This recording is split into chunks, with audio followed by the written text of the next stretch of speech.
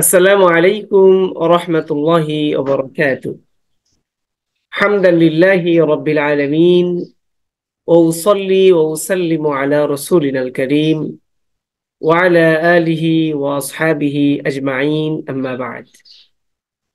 আসহাবে কাহাফ ইনস্টিটিউটের উদ্যোগে আয়োজিত জেনারেল শিক্ষিতদের জন্য আসহাবে কাহাফ ইনস্টিটিউটের উদ্যোগে সাপ্তাহিক দরসুল কোরআনে আপনাদের সবাইকে স্বাগতম জানাচ্ছি। বারাকাল্লাহু ফীকুম। আজকের আলোচনা সূরাত আর-রহমান। আমরা এখন থেকে ইনশাআল্লাহ সূরাত আর-রহমানের অনুবাদ, শাব্দিক বিশ্লেষণ এবং এর তাফসীর নিয়ে আলোচনা করব ইনশাআল্লাহ। আর রহমান অর্থ হলো পরম দয়ালু। এই সূরাতুর রহমান এর মধ্যে আল্লাহ রাব্বুল আলামিনের দয়ার যত দিক রয়েছে, আল্লাহ রাব্বুল আলামিন দয়ার ঝলক আল্লাহ রাব্বুল আলামিন এখানে পেশ করেছেন। আল্লাহ তাআলা মাখলুকের উপরে এবং বিশেষ করে জিন এবং ইনসানের উপরে যে সমস্ত অনুগ্রহ আল্লাহ তাআলা করেছেন এবং আগামীতে করবেন, আল্লাহ তাআলা যে সমস্ত নিয়ামত জান্নাতে দিবেন, এরকম এক নিয়ামতের রব্বুল আলামিন এক ঝলক আল্লাহ রব্বুল আলামিন আমাদের সামনে পেশ করেছেন।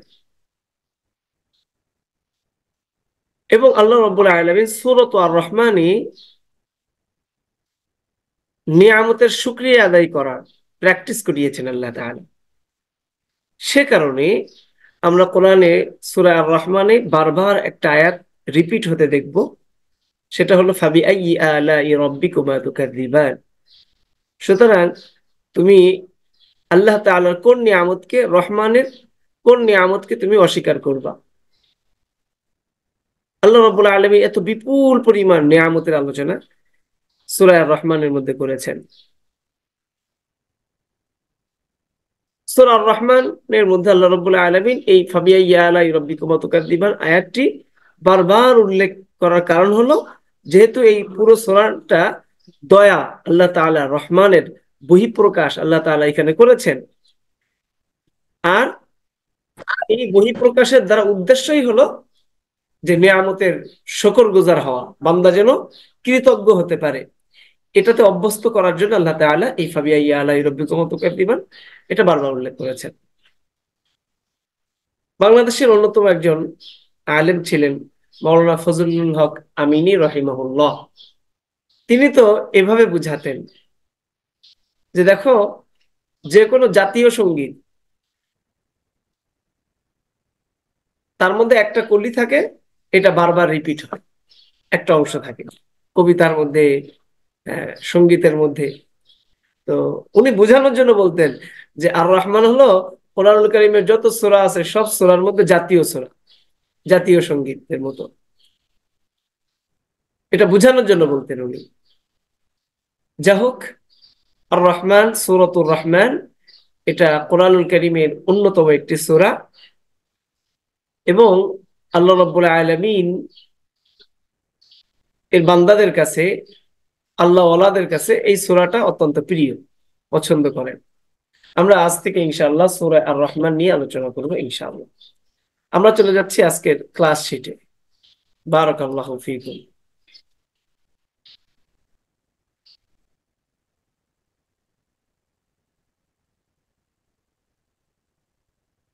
জি, আর রহমান, রহমান শব্দের অর্থ হলো পরম দয়াময়, পরম দয়াময়। এখানে রহমান শব্দের অর্থ শুধুমাত্র দয়াময় না, রহমানের অর্থ হবে পরম দয়াময়, অতি দয়াময়। আরবি ভাষাতে একটা টার্ম আছে, পরিভাষা আছে, এটাকে বলা হয় মুবালাগা। মুবালাগা, মুবালাগা মানে অতিরঞ্জন। ওই মুবালাগা, এই ক্যাটাগরির মধ্যে যদি কোনো শব্দ পড়ে যায়, তাহলে ওই শব্দটা সাধারণ অর্থ দিবে না, ওই শব্দটা অতিরঞ্জন বোঝাবে। যেমন দেখেন, আমরা যদি বলি কাবির, কাবির মানে বড়, কিন্তু যদি বলি আকবর, তাহলে অর্থ হবে সবচেয়ে বড়, সবচেয়ে বড়, আধিক্য বোঝাচ্ছে, আধিক্য। তো মুবালাগা এটা এমন একটা শব্দ যেটা গুণের আধিক্য বোঝায়, গুণের অতিরঞ্জন বোঝায়। সুতরাং রহমান রহিম এই দুটি শব্দ এই মুবালাগার প্রকৃতির, মুবালাগার প্রকারভুক্ত। সেই জন্য রহমান এবং রহিম এই শব্দ দুটির সাথে অনুবাদের ক্ষেত্রে অতিরঞ্জন প্রকাশক অর্থ আমাদের করতে হবে। এই জন্য আমরা বলবো আর রহমান অতি দয়ালু, পরম দয়ালু। আশা করি আপনারা সবাই বুঝতে পেরেছেন। উস্তাদ, আপনারা কি আমার কথাটা বুঝতে পেরেছেন এই যে আলোচনা করলাম? জি উস্তাদ, বুঝতে পারছি। জি তাহলে ওস্তাদ। বারাকাল্লাহ, আমরা দেখতে পাবো কোরআনুল কারীমের অনুবাদে বিসমিল্লাহির রহমানির রহিম, আলহামদুলিল্লাহি রাব্বিল আলামিন, আর রহমানির রহিম। এখানে আর রহমানির রহিম এর অনুবাদ আমরা কেউ যদি বলি দয়ালু করুণাময়, তাহলে হবে না। অনুবাদ করতে হবে এই অতিরঞ্জন প্রকাশক শব্দ দিয়ে, পরম দয়ালু, অতীব মেহেরবান, বা এরকম টাইপের আপনি অন্য কোনো অতিরঞ্জন বুঝায়, অধিক বুঝায়, এরকম শব্দ দিয়ে অনুবাদ করতে হবে। তারপরে আর রহমান, তাহলে রহমান শব্দটা মূলত আলিফ লাম ছাড়াই ছিল। তো এটা মারেফা হওয়ার জন্য কি করেছে আল্লাহ তাআলা? আলিফ লাম যুক্ত করেছে, নির্দিষ্ট বোঝানোর জন্য যে কোনো দয়াবান না, এখানে দয়াবান দ্বারা নির্দিষ্ট একজন দয়াবান উদ্দেশ্য, তিনি হলেন আল্লাহ। আচ্ছা, দয়াময়, পরম দয়াময়। আল্লামাল কোরআন, আল্লামা এটা তালিমুন একটা মাসদার, মাসদার আপনারা চিনেন, তালিমুন মাসদার থেকে নির্গত। এটা মাসদার কাকে বলে? যে শব্দমূল থেকে ক্রিয়া গঠিত হয় তাকে মাসদার বলে। এটা বোঝানোর জন্য জাস্ট, যেমন আমি খেয়েছি, আমি খাবো, আমি খাইনি, আমি কখনো খাবো না, আমি খাচ্ছি না, আমি খেতে চাই না, এই সবগুলো শব্দ নির্গত হয়েছে খাওয়া থেকে, খাওয়া। তাহলে খাওয়া হলো মাসদার। তো আল্লামা তিনি শিখিয়েছেন, এটা এসেছে তালিমুন মাসদার থেকে। তালিমুন এটা হলো মাসদার। জি, আল্লামা তিনি শিখিয়েছেন, কি শিখিয়েছেন?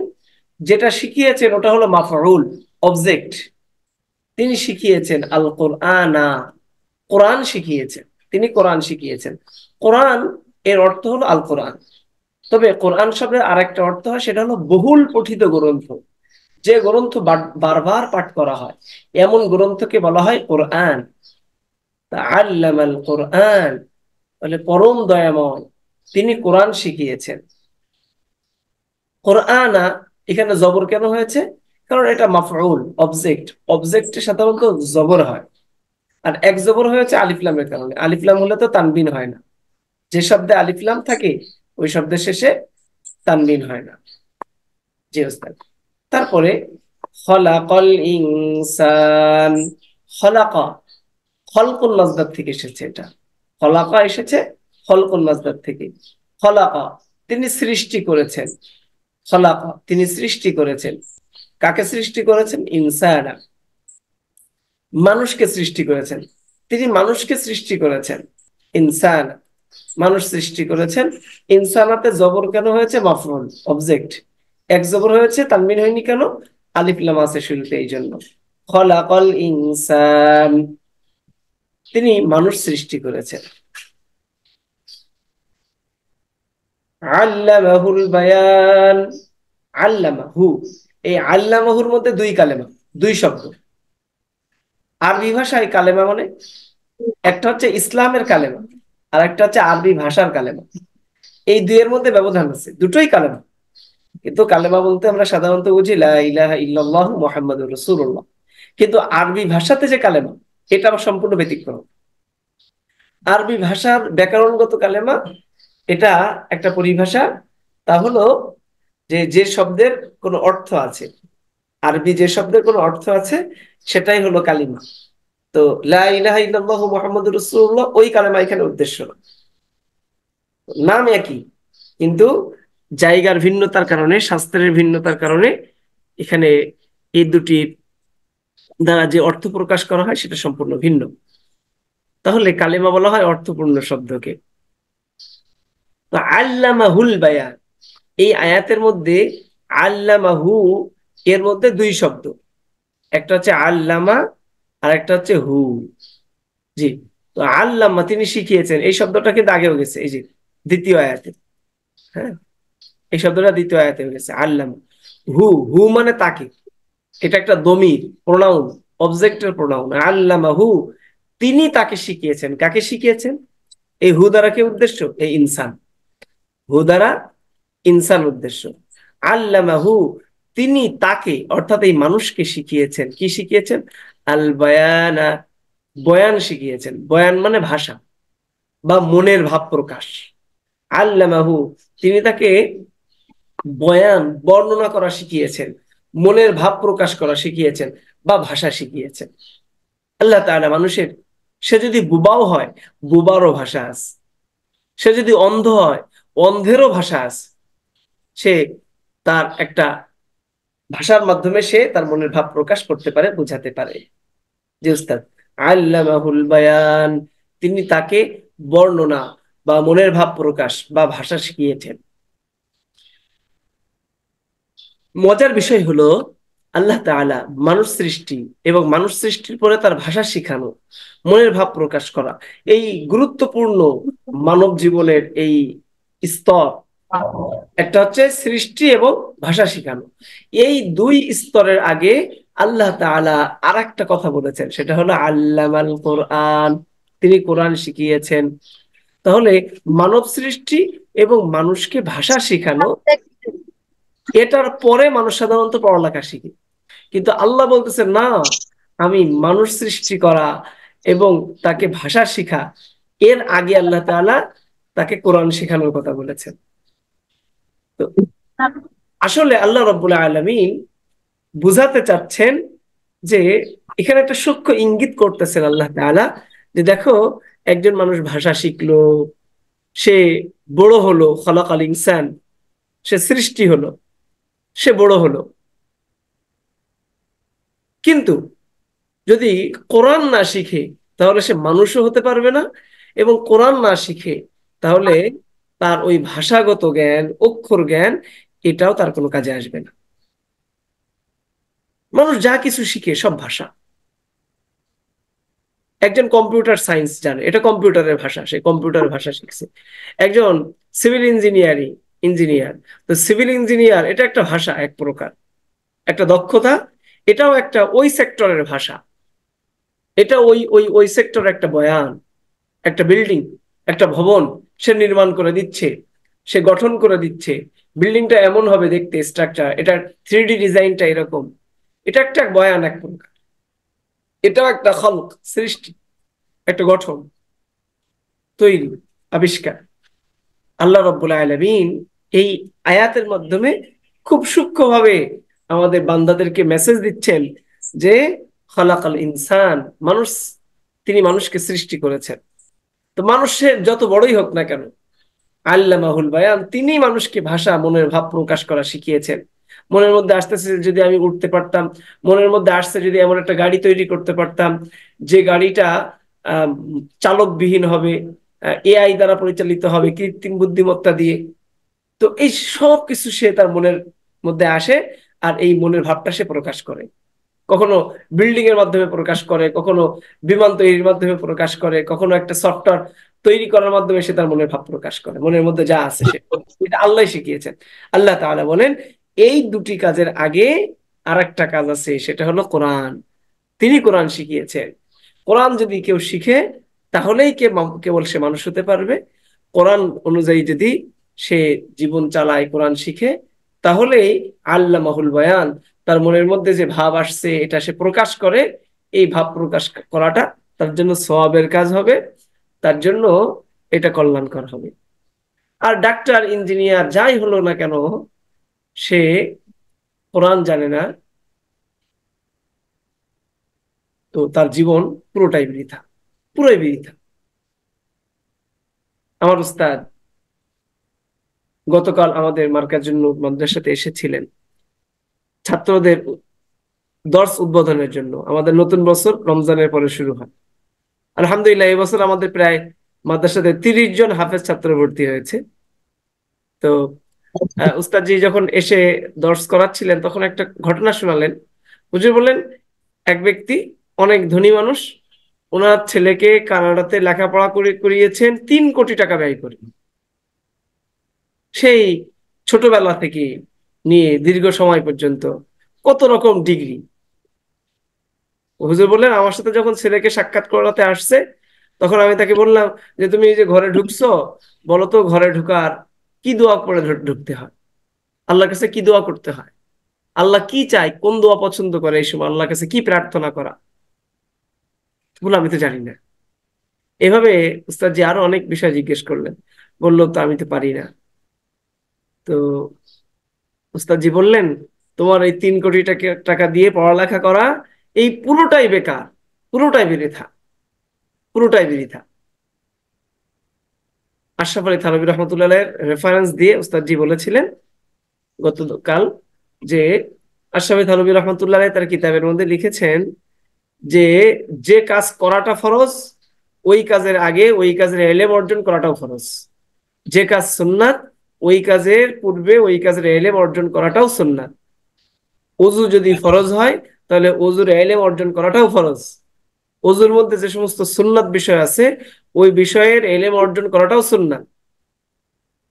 আমি ব্যবসা বাণিজ্য করব, তো ব্যবসা বাণিজ্যের মধ্যে যে কাজগুলো ফরজ, সুদ থেকে বেঁচে থাকা ফরজ, হালাল হওয়া ফরজ, তো হালাল হওয়ার এবং এই হারাম থেকে বাঁচার যে এলেম, এই এলেম অর্জন করাটাও আমার জন্য ফরজ। তো তুমি যে এই 3 কোটি টাকা দিয়ে পড়ালেখা করলে, আর যেটা তোমার মৃত্যুর পরে কাজে লাগবে, যে জন্যই আল্লাহ দুনিয়াতে প্রেরণ করেছে, তুমি ওই এলেমের জন্য কোনো অর্থ ব্যয় করোনি, সময়ও দাওনি, তো তোমার এই 3 কোটি টাকা পুরোই বেকার, অনর্থ। এই জন্য সূরা আর রহমানের প্রথম 3 আয়াতের বড় মেসেজ হলো যে আল্লামাল কোরআন, কোরআন শিখিয়েছেন, তারপর মানুষ বানিয়েছেন। অর্থাৎ কোরআন শিক্ষার দ্বারাই একজন মানুষ সে মানুষ হতে পারে। কোরআন শিক্ষা দ্বারা ছাড়া, কোরআনী শিক্ষা ছাড়া কোনো মানুষ মানুষ হতে পারে না। এটাই হলো আল্লামাল কোরআন খলাকাল ইনসান। মানুষকে তিনি কোরআন শিখিয়েছেন, তারপর মানুষ বানিয়েছেন, এই কথার ব্যাখ্যা।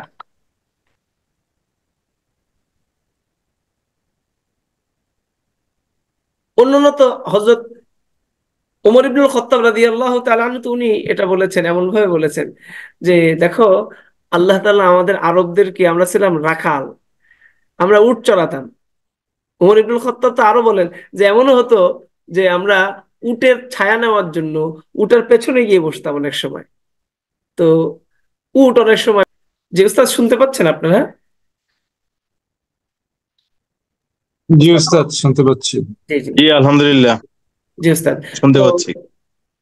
ওমর ইবনুল খাত্তাব রাদিয়াল্লাহু তাআলা আনহু তিনি বলেন যে আজকে আমাদের যে মর্যাদা, আমাদের রোম পারস্যের সম্রাটরা আমাদেরকে সমীহ করে, এটা আমাদের ব্যক্তিগত জাতিগত কোনো কারণ না, এটা শুধুমাত্র কোরআনের কারণে, ইসলামের কারণে। তো কোরআন দ্বারা আল্লাহ তাআলা মানুষের মর্যাদা বৃদ্ধি করে এবং কোরআন দ্বারা আল্লাহ তাআলা মানুষকে দামি বানায়। আমরা, আমাদেরকে আল্লাহ তাআলা কোরআনের ভালোবাসা, কোরআন অনুযায়ী চলার আল্লাহ আমাদের তৌফিক দান করেন। উস্তাদ, আমরা তো এই কয়েক আয়াতের অনুবাদ আমরা পড়লাম, আশা করি সবাই ভালোভাবে বুঝতে পেরেছেন। জি। তারপরে দেখেন উস্তাদ, আল্লাহ রাব্বুল আলামিন এরপরে বলেন ওয়াসসাম ওয়ান আশ-শামসু ওয়াল কমারু বিহুসবান। আশ-শামস, শামস মানে সূর্য, ওয়া, ওয়া মানে এবং, আর আল কমারু, কমার মানে তারকা। আশ-শামসু ওয়াল কমারু, সূর্য এবং চাঁদ। আশ-শামসু সূর্য, ওয়াল কমারু এবং চাঁদ। আশ-শামসু ওয়াল কমারু সূর্য এবং চন্দ্র। বি, বি মানে দ্বারা, বি মানে অনুযায়ী, হুসবান মানে হিসাব। তাহলে আশ-শামসু ওয়াল কমারু বিহুসবান, হুসবান মানে হিসাব, আর বি মানে অনুযায়ী, এই জায়গাতে ব্যবহার হয়েছে। বিহুসবান মানে হিসাব অনুযায়ী, সূর্য এবং চন্দ্র হিসাব অনুযায়ী। অর্থাৎ সূর্য এবং চন্দ্র হিসাব অনুযায়ী আবর্তিত, হিসাব অনুযায়ী নির্ধারিত। অর্থাৎ আল্লাহ রাব্বুল আলামিন এই চন্দ্র সূর্যের যে পরিক্রমা, এই চন্দ্র সূর্য যে আবর্তিত হচ্ছে, এটা আল্লাহ রাব্বুল আলামিন এক নিখুঁত হিসাব অনুযায়ী করেছেন। একটা গাণিতিক হিসাব অনুযায়ী আল্লাহ তাআলা করেছেন। তো সেই কারণে কিন্তু আমরা হিসাব করতে পারি যে ডিসেম্বরে এই টাইমে সূর্যের অবস্থানটা কোথায় থাকবে, কি পরিমাণ, কোন টাইমে সন্ধ্যা হবে, ইত্যাদি হিসাব আমরা করতে পারি মানুষ। কেন? আল্লাহ তাআলা বলছেন আশ-শামসু সূর্য, ওয়া এবং আল কমারু চন্দ্র, আশ-শামসু ওয়াল কমারু চন্দ্র এবং সূর্য, সূর্য বিহুসবান হিসাব অনুযায়ী, বি অনুযায়ী, হুসবান মানে হিসাব, বেহুসবান হিসাব অনুযায়ী। হিসাব অনুযায়ী কি? আবর্তিত। জি ওস্তাদ, আশা করি বুঝতে পেরেছেন। তারপর আল্লাহ রাব্বুল আলামিন বলেন ওয়ান নাজমু ওয়াশ শাজারু ইয়াসজুদান, ওয়ান নাজমু এবং তারকা, নাজমুন মানে তারকা, ওয়া ও মানে এবং, নাজমুন এর বহুবচন নুজুমুন, এই শব্দটাও কোরআনের মধ্যে এসেছে, নুজুমুন শব্দটা। ওয়ান নাজমু এবং তারকা, ওয়াশাজারু এবং গাছগাছালি, বৃক্ষ, সাজারুন মানে গাছ, এর বহুবচন আশজারুন, জিম দ্বারা আমরা বুঝিয়েছি জমা, জিম দ্বারা আমরা বুঝিয়েছি জমা। ওয়ান নাজমু ওয়াশাজারু এবং তারকা ও সূর্য, ওয়ান নাজমু এবং তারকা, ওয়াশাজারু এবং বৃক্ষ, ওয়ান নাজমু ওয়াশাজারু বৃক্ষ এবং চন্দ্র, তারকা, ইয়াসজুদান, ইয়াসজুদান এটা তাসনিয়া, দ্বিবচন, ইয়াসজুদান তারা উভয়ে সেজদা করে, উভয়ে সেজদা করে, এবং তারকা ও সূর্য ইয়াসজুদান উভয়ে সূর্য করে, উভয়ে সূর্য করে, তারকাও সেজদা করে আল্লাহ তাআলার, এবং আমরা যত বৃক্ষ দেখি এই বৃক্ষরাজিও আল্লাহ তাআলাকে সেজদা করে। আল্লাহু আকবার। কোরআনে বলছে সত্য, আমরা দেখি না, এটা আমাদের ব্যর্থতা, আল্লাহ তাআলা আমাদেরকে এটা উপলব্ধি করার ক্ষমতা দেননি। ওয়াস-সামাআ রাফা'আহা ওয়া ওয়াদা'আল মিজান, ওয়া মানে এবং, আস-সামাউন মানে আসমান, এই সামাউনের বহুবচন সামাওয়াত, অর্থ আসমান আকাশ। ওয়াস-সামাআ এবং আসমানকে, রফা'a, রফা'আহা, এই রফা'আহার মধ্যে কিন্তু দুই কালেমা, রফা'আহার মধ্যে দুই কালেমা, দুই শব্দ। তাহলে ওয়াস-সামাআ এবং আসমানকে, রফা'a তিনি উঁচু করেছেন, সমুন্নত করেছেন, উঁচু করেছেন, বা আমরা আরেকটু স্মার্ট শব্দে বলতে পারি, সুন্দর শব্দে, সমুন্নত করেছেন। ওয়াসসামাআ এবং আসমান, রফাআ তিনি উঁচু করেছেন, হা, হা মানে, হা মানে তাকে, এই শব্দটা উল্লেখ করা হয়নি, ভুল হয়েছে এখানে, আমরা একটু উল্লেখ করে দিই।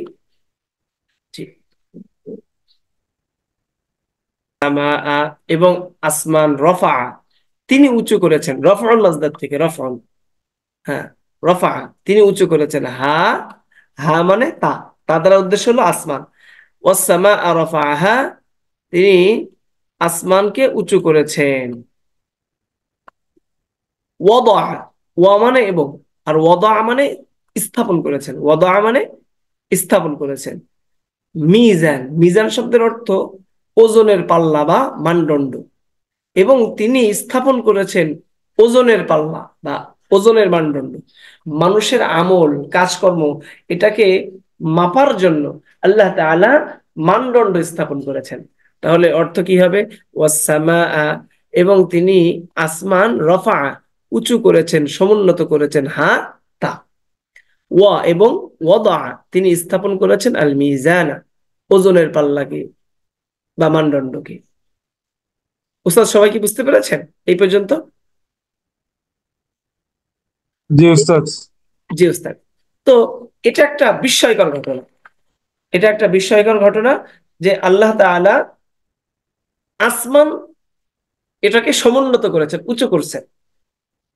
সূরা আম্বিয়ার মধ্যে আল্লাহ তাআলা বলেন যে আসমান আর জমিন একটা সময় একত্রিত ছিল, আসমান আর জমিন একসময় কি ছিল? একত্রিত, লাগানো ছিল। কানাতা রতকান, আসমান আর জমিন লাগানো ছিল। ফাফাতাকনাহুমা, অতঃপর আমি আল্লাহ আসমান আর জমিনকে এমন আলাদা করেছি, আলাদা এমন করেছি যে আসমানকে এত উপরে উঠিয়েছি আমি আল্লাহ তাআলা। এটা আল্লাহ তাআলা সারা দুনিয়ার সব বিজ্ঞানীদের জন্য বড় একটা চ্যালেঞ্জ রব্বুল আলামিনের পক্ষ থেকে। তো আল্লাহ তাআলা বলেন আমি আল্লাহ এমন আল্লাহ, এত মহাশক্তিধর আল্লাহ, শক্তিশালী, যে আমি আল্লাহ, আসমান আর জমিন একত্রিত ছিল লাগানো, যেটা সূরা আম্বিয়ার মধ্যে বলেছেন। তো এটাকে আমি আল্লাহ উঁচু করেছি, এত উঁচু। কেমন উঁচু? এক হাদিসের মধ্যে আসছে যে 500 বছর যদি একটা ঘোড়া টানা দৌড়াতে থাকে দৌড়াতে থাকে, তাও এই জমিন থেকে আসমানের দূরত্ব যেটা, সেটা শেষ করতে পারবে না। এটা হাদিসের মধ্যে রাসূল সাল্লাল্লাহু আলাইহি ওয়াসাল্লাম বলেছেন। এবং প্রথম আসমান থেকে দ্বিতীয় আসমানটাও ঠিক এরকম, 500 বছর। তো আল্লাহ তাআলা এই আসমানকে এতটা উঁচু করেছেন। 2 নম্বর বিষয় হলো ওয়াদাআল মিজান। আল্লাহ তাআলা মানদণ্ড স্থাপন করেছেন, অর্থাৎ মানুষের কথাকে মাপা, মানুষের কাজ মাপা, মানুষের দিলের মধ্যে যা কিছু হৃদয়ে উদয় হয়, এই সব কিছু মাপা, বান্দার সব কিছুকে পরিমাপ করা, এমন এক বিস্ময়কর যন্ত্র আল্লাহ রাব্বুল আলামিন স্থাপন করেছেন, মানদণ্ড। তো যে আল্লাহ এতটা ক্ষমতাধর, ওই আল্লাহ কত বড় হতে পারে যার এত ক্ষমতা। আল্লাহু আকবার কাবীরা। আলহামদুলিল্লাহ উস্তাদ, আজকে দরসুল কোরআনে আমরা এই 7 আয়াত পড়া দিচ্ছি। ইনশাল্লাহ আমি আরো একটা ভিডিও দেব আগামী জুমার আগে। সেই ভিডিওতে আমরা আরো কিছু আয়াত আলোচনা করব। আপনাদের মধ্য থেকে যারা যতটুকু প্রস্তুতি নিতে পারেন, কারোর পক্ষে হয়তো 2 আয়াত 3 আয়াত এটা শেখা সম্ভব হবে, কারোর পক্ষে দেখা যাবে পুরোটাই শিখতে পারবেন। তো উদ্দেশ্য হলো যে যতটুকু আমাকে শোনাতে পারে, প্রত্যেকের চাহিদা অনুযায়ী যেন হয়। তাহলে হবে কি, যে এখানে সবাই মজা পাবে। তো এই চেষ্টাটা আমরা ইনশাল্লাহ করব। আগামী দর্শে আবারও দেখা হচ্ছে আপনাদের সাথে আগামী জুমার দিনে।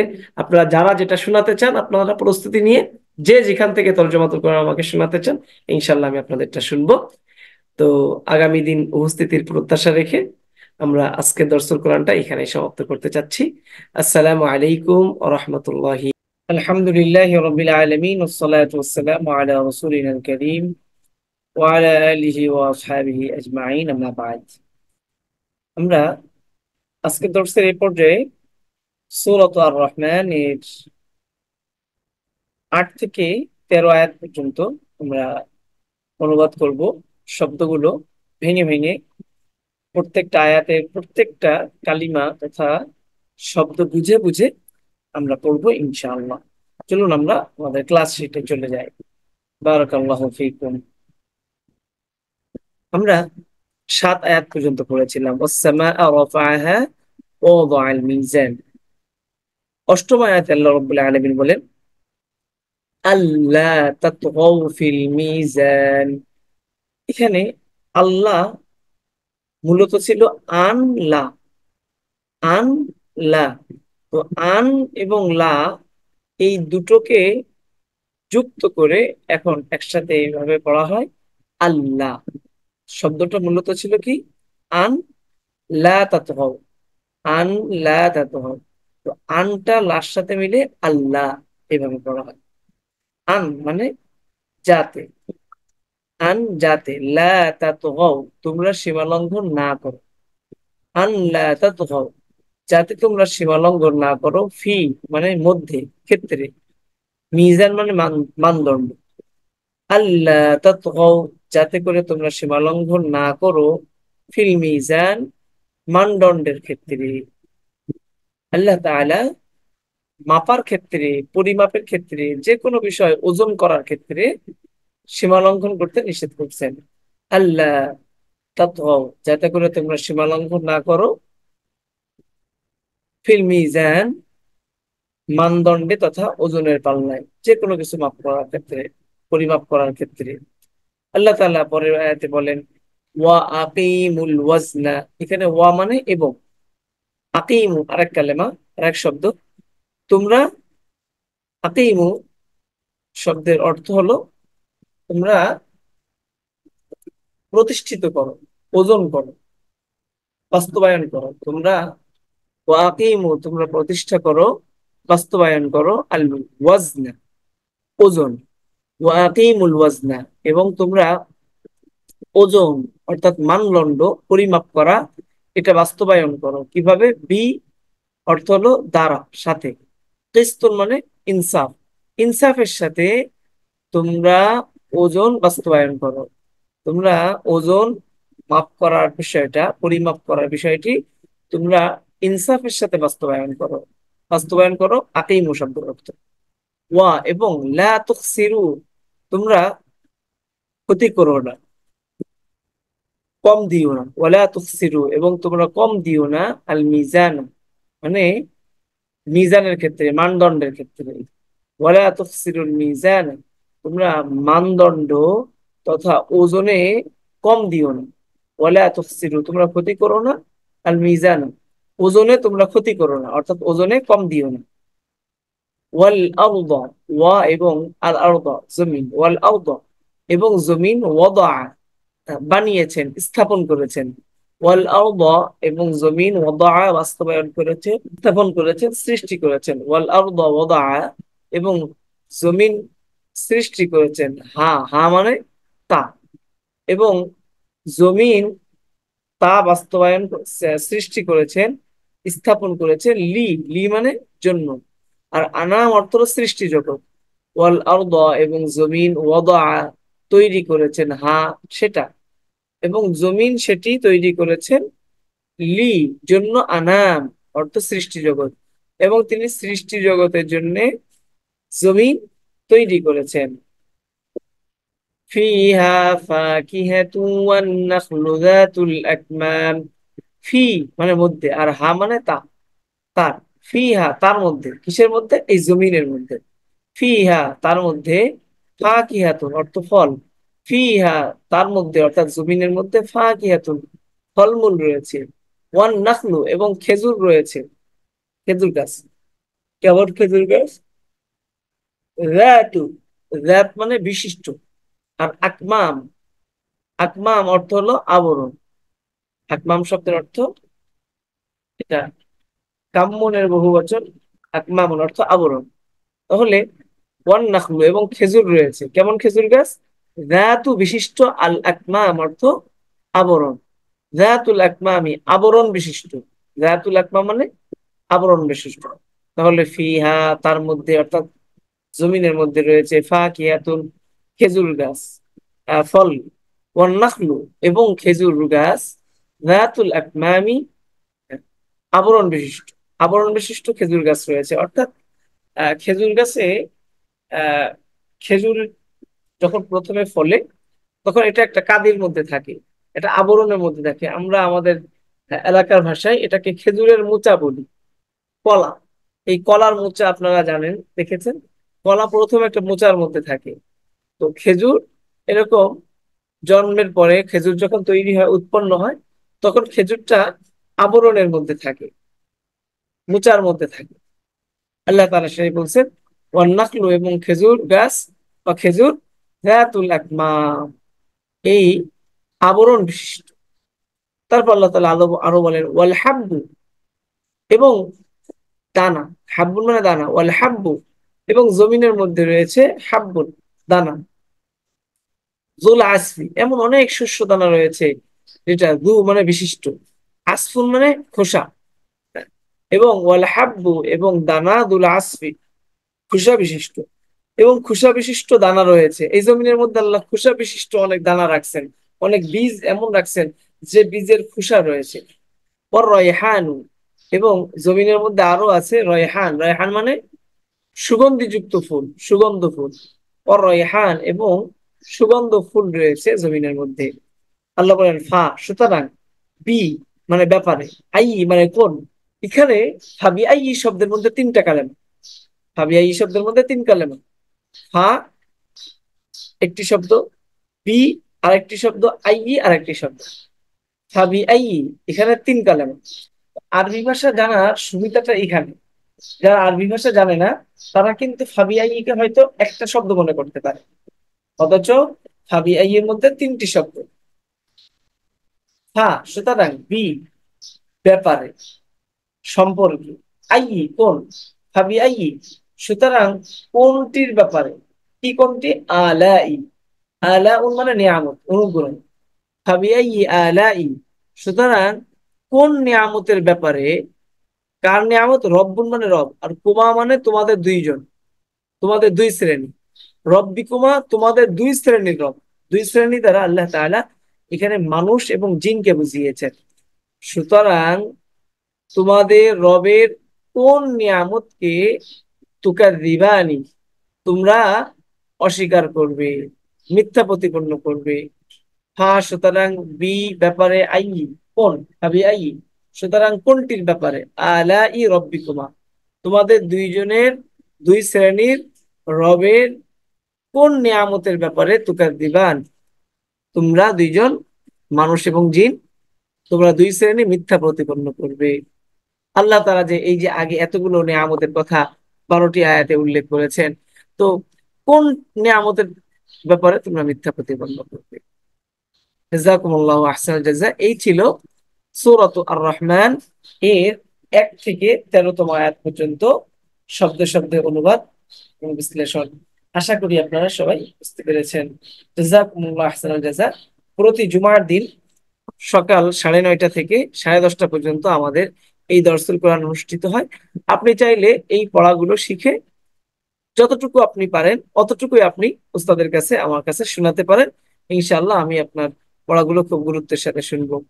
আগামী জুমার দিন দেখা হচ্ছে সেই প্রত্যাশায়। আসসালামু আলাইকুম ওয়া রাহমাতুল্লাহি ওয়া বারাকাতুহু।